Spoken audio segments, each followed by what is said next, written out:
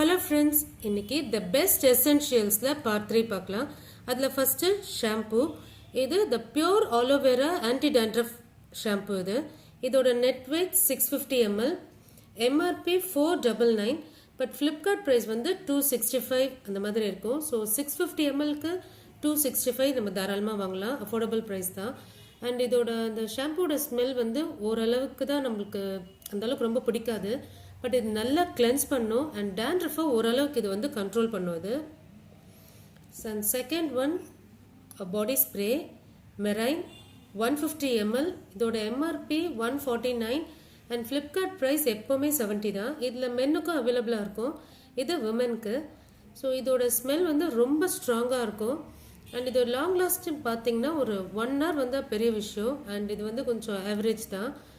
Okay, இது வந்து இங்கே பிடிச்சா ட்ரை பண்ணி பாருங்கள். தேங்க்யூ.